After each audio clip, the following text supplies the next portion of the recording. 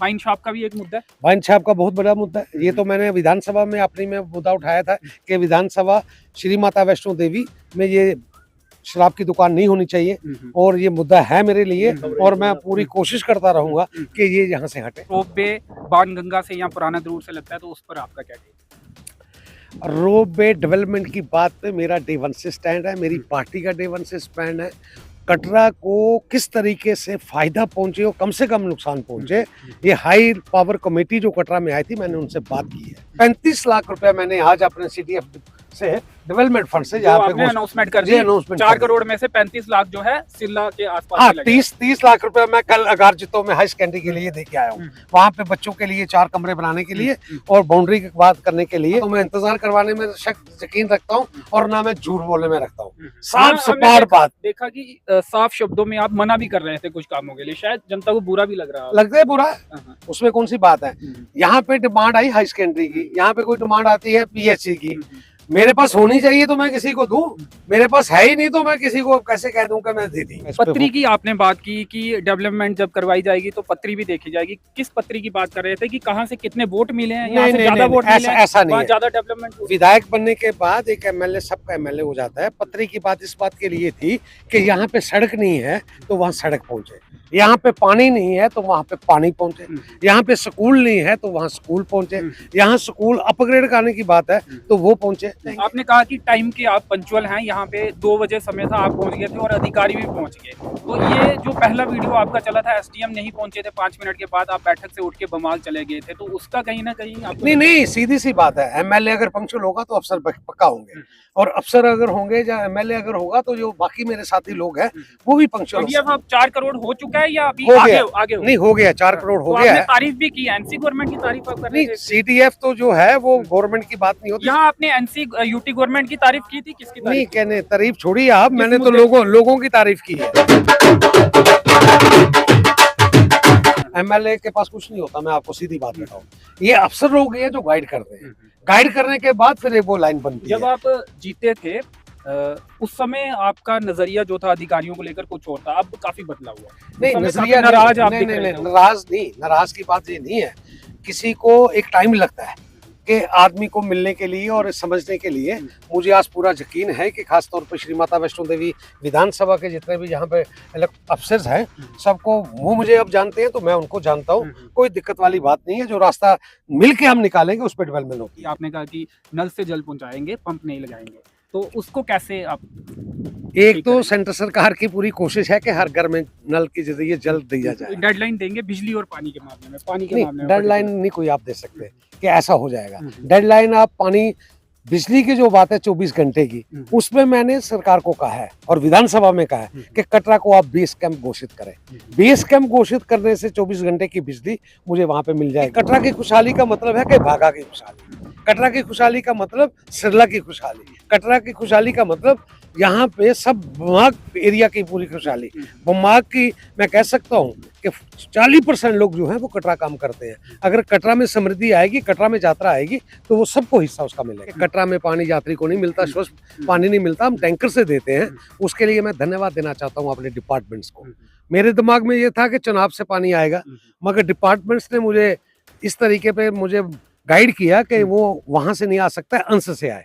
और वही बात मैंने अपनी विधानसभा में रखी है। आपने सुना भी होगा, सरकार यही की है, सरकार यही करती है, तो सिर्फ निगरानी सेंटर सरकार की है। जी चलिए, इंटर मॉडल स्टेशन का और इसके साथ ही प्रशासन स्कीम का गांव के लोगों को भी कोई फायदा होने वाला है? ये बहुत बड़ी फायदा होने वाला है। इंटर मॉडल स्टेशन बनने का मतलब ये है सिर्फ कटरा की डेवलपमेंट नहीं है, वो पूरी की पूरी KDA की डेवलपमेंट की बात है, कटरा डेवलपमेंट अथॉरिटी की। जल जीवन मिशन में घोटाले की बात आपने कही, यहाँ भी कोई घोटाला हुआ है? सिर्फ बमाग में नहीं, जो बात निकली थी उसको एड्रेस किया है गवर्नमेंट ने, उसकी एक कमेटी बन गई है। मैंने ये कहा था कि मेरी पाइपें ऊपर है तो कमेटी बनी है, कमेटी नहीं बनी, गवर्नमेंट ऑर्डर हुआ है उसमें। दिखाना साढ़े सरपंच साहब बड़े सुखदेव जी आए दिन, टाटा दा सुशा सिंह जी आए दिन, ਜਿਹੜੇ ਦੂਰ ਵਾਲੇ ਉਹਦਾ ਨਾਂ ਲੈਣਾ, ਜੇ ਮੁਨਸ਼ੀ ਹੋਰ ਆਏ ਦਿਨ, ਜੇ ਸ਼ੋਕੀ ਹੋਰ ਆਏ ਦਿਨ, मैं उनका भी बड़ा धन्यवाद करना ना। इतों वाले तो आना गाना हाँ, दूर पारे वाले भी आए दिन। कुछ गल्लां ਜਿਹੜੀਆਂ मेरे को एक पर्ची आई दी है करैनी दी उपरे दी, ये मैं पर्ची डिस्कस इस गल्ला नहीं की कि तुम्हें घट के समझ आई।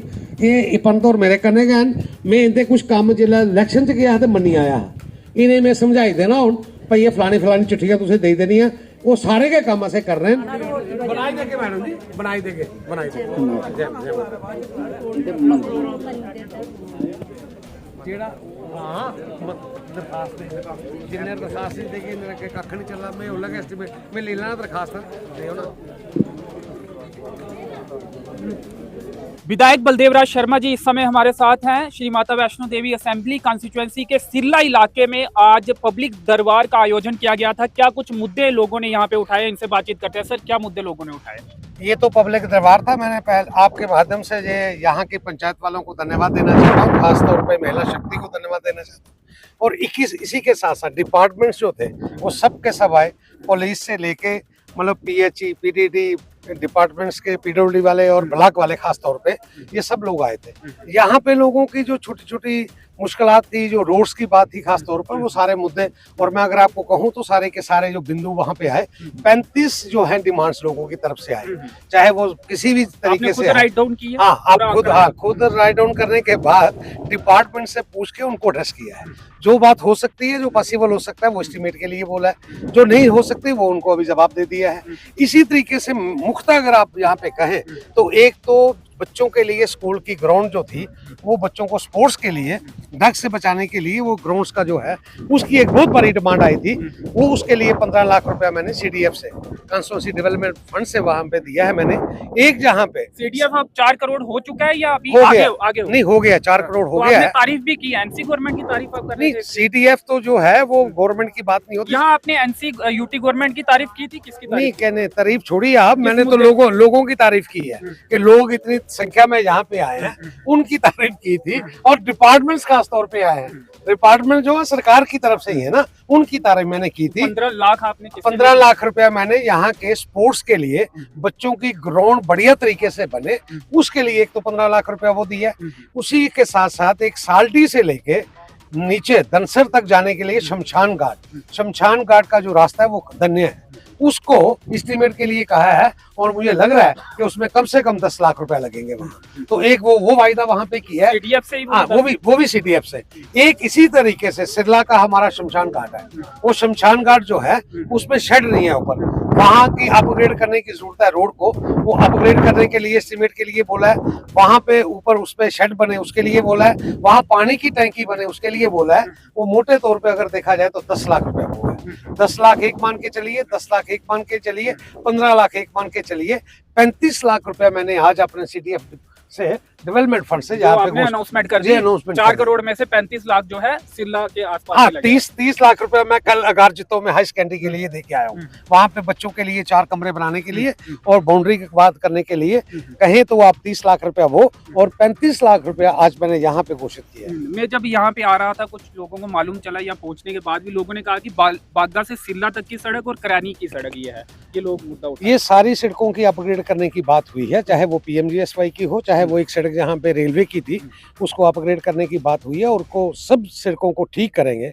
सबसे बड़ी बात तो ये है कि सड़क ठीक हो, हमें हर गल को पानी मिले, बिजली सब जगह पे मिले, इसका बंदोबस्त पूरे तरीके से करेंगे। जी चलिए, वाइन शॉप का भी एक मुद्दा है। वाइन शॉप का बहुत बड़ा मुद्दा है। ये तो मैंने विधानसभा में अपनी में मुद्दा उठाया था कि विधानसभा श्री माता वैष्णो देवी में ये शराब की दुकान नहीं होनी चाहिए, और ये मुद्दा है मेरे लिए, और मैं पूरी कोशिश करता रहूंगा कि ये यहाँ से हटे। क्या हल देखते हैं आप इसका? जब 1 साल पूरा हो जाएगा उसके बाद नई दुकान यहाँ पे ना खुले, इसके लिए क्या कोशिश? पहला तो हल मैं कहना चाहता हूँ डिपार्टमेंट्स को कि ये जो जगह है ये इसके लिए चिन्हित नहीं है, जगह कहीं और है।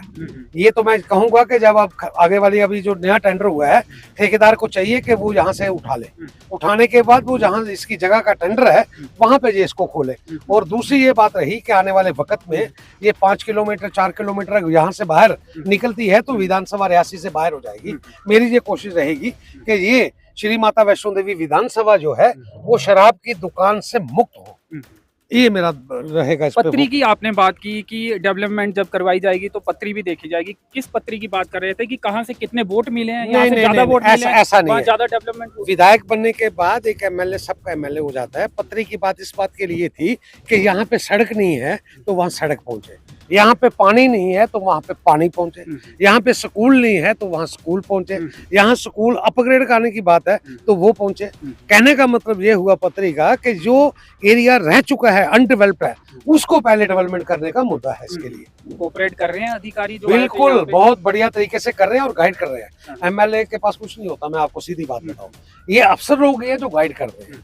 गाइड करने के बाद फिर वो लाइन बनती है। जब आप जीते थे उस समय आपका नजरिया जो था अधिकारियों को लेकर कुछ और था, अब काफी बदला हुआ। नहीं नजरिया नाराज आप नाराज की बात ये नहीं है।